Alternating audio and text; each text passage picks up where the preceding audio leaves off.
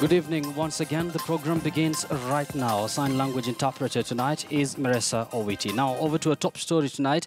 And the Supreme Court will tomorrow hold a status conference at 11 a.m. to set the ground rules and pave the way for the full hearing of 3 petitions. Now, 2 of the hearings challenge President Uhuru Kenyatta's re-election, and a third one seeks the punishment of opposition leaders of elections offences. These include the alleged incitement of their supporters against electoral body IEBC. Muremi Mwangi highlights key legal queries and defences in the petitions. With 7 days to the November 20th deadline for a Supreme Court verdict validating or invalidating President Uhuru Kenyatta's re-election, Attorney General Professor Githu Muigai has yet again applied to be enjoined as a friend of court in 3 presidential poll petitions emanating from the October 26th repeat presidential poll.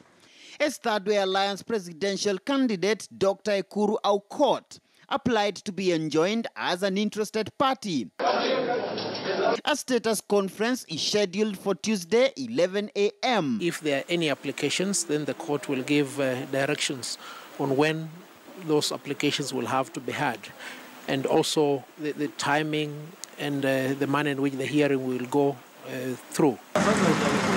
But perhaps demonstrating a dwindling sensation at the looming Supreme Court battle.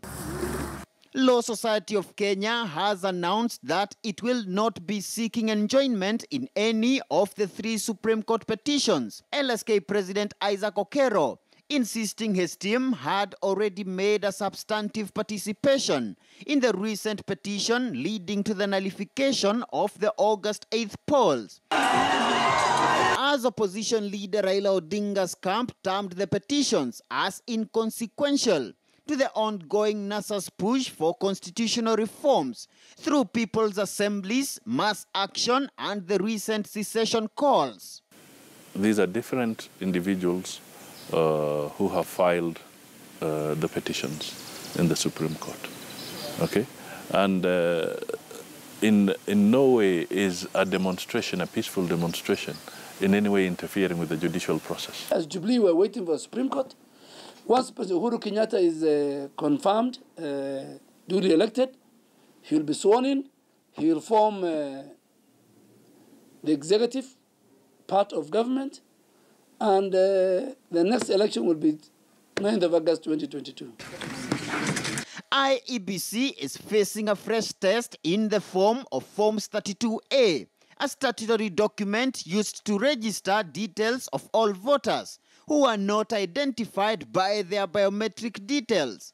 IEBC claims to have identified 1.6 million such voters, while petitioners cite a report by audit firm KPMG, which indicated that only 5,000 voters were registered without their biometric details. Now, if we have more than 2 million who appear to have voted and they were outside the biometric, then for a fact, IEBC is supposed to disclose the individual Form 32A that were filled to complement this identification. But the Supreme Court bench will also have to wade through the Odinga-Kenyatta blame game on the chaos that rocked the 4 Nyanza counties on election day and locked 27 counties from the polls.